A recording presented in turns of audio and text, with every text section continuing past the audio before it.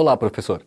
Hoje você vai conhecer um pouco mais sobre o livro Vozes Ancestrais, de Daniel Munduruku. Eu sou o Danilo e vou conversar com vocês sobre essa obra que reúne contos de tradição oral de diversos povos indígenas brasileiros. Em Vozes Ancestrais, Daniel Munduruku reuniu e recontou histórias de 10 povos indígenas que vivem no território brasileiro.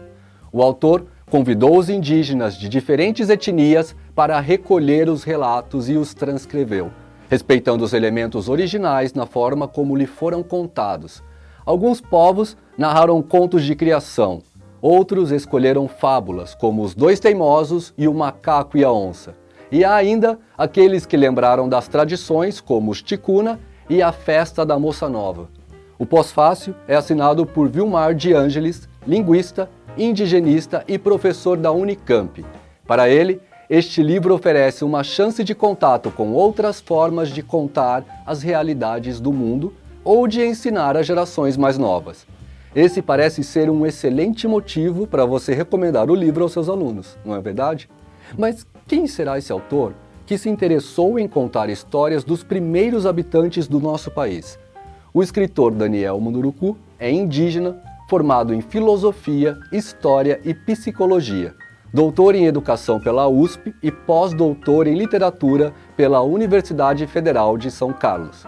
Munduruku recebeu diversos prêmios no Brasil e no exterior, entre eles o Prêmio Jabuti, Prêmio da Academia Brasileira de Letras, entre outros.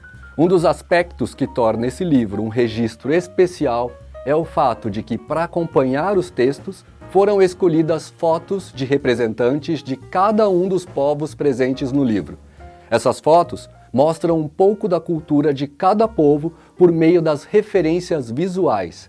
Há também imagens de paisagens dos locais habitados por esses povos, uma maneira de mostrar a diversidade geográfica do território ocupado pelos indígenas no Brasil.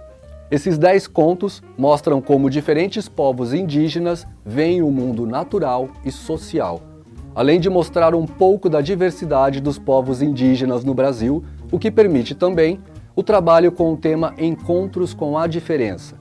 A leitura destes contos e a reflexão sobre eles podem contribuir para o letramento literário de estudantes dos 6º e 7º anos do ensino fundamental, além de promover e valorizar a cultura, as tradições, as formas de participação social e os saberes dos povos indígenas. Pré-leitura. Chame a atenção dos alunos para a materialidade do livro, mostrando os elementos da capa, título do livro, nome do autor, logo da editora, imagem da capa e da quarta capa.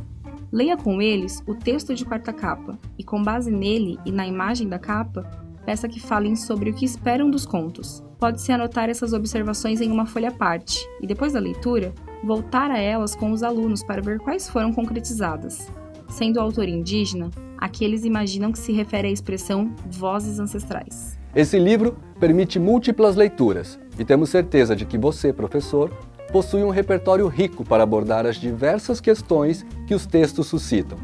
Porém, tomamos a liberdade de sugerir atividades de vários componentes curriculares para você explorar ainda mais o texto em sala de aula.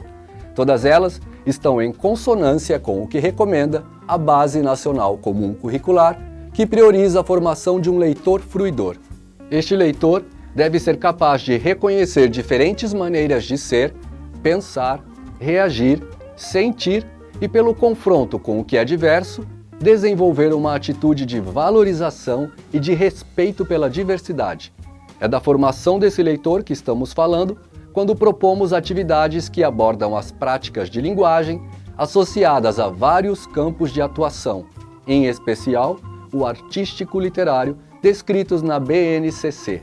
Pós-leitura. Língua portuguesa.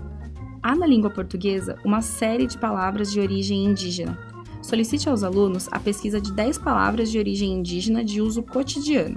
Depois, organize um bingo de palavras com a amostra recolhida.